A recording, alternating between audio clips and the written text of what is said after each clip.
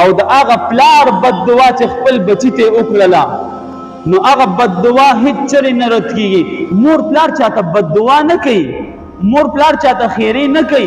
مور پلار کو ډیر هم په ظلم وشي هر غړې کې وای یاره زما بچي زما بچي زما بچي. د مور محبت ته خو چا مینه نه رسی، د پلار محبت او مینې ته خو چا مینه نه رسی، لیکن تا پلار دومره مجبوره کا چې ستا پلار دومره خفه کا چې ستا پلار لګیا شو ستا دپاره لاس اوچت کړي او تا ته خیرې کوي، نو دا خیرې کله هم نه رد کېږي نه واپس کېږي.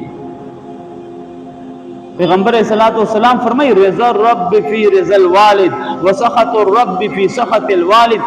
د پلار پر رضا کې د پلار پر رضا منتیا کې د الله جل شانه رضا ده، د پلار په خفګان کې د الله جل شانه خفګان دی. پیغمبر علیه الصلاۃ والسلام فرمایي اوسط ابواب الجنه، د جنت د دروازو نه درمیاني دروازه دا پلار دی. چې ته پلار خفه کې، ته د پلار سره ظلم وکې، ته پلار د کوره وباسې، ته د پلار خبره نه منې، ته بیا الله جل شانه ته څه جواب ورکړي؟ نن خو بس ستا اختیار وي، خو د پلار بد دعا سره به څه کې؟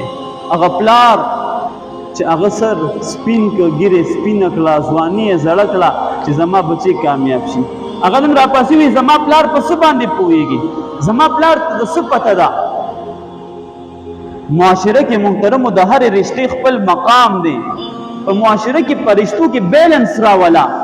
د پلار خپل ځای دی، د مور خپل ځای دی، د رور خپل ځای دی، د خور خپل ځای دی، د بچی خپل حق دی، د خور خپل حق دی، د بیبي خپل حق دی. د یو دپاره د بل حق ولې وجني؟ مشکات شریف کې هم دی او کتابونو د سیرت کې هم دا ذکر دی د مور په باره کې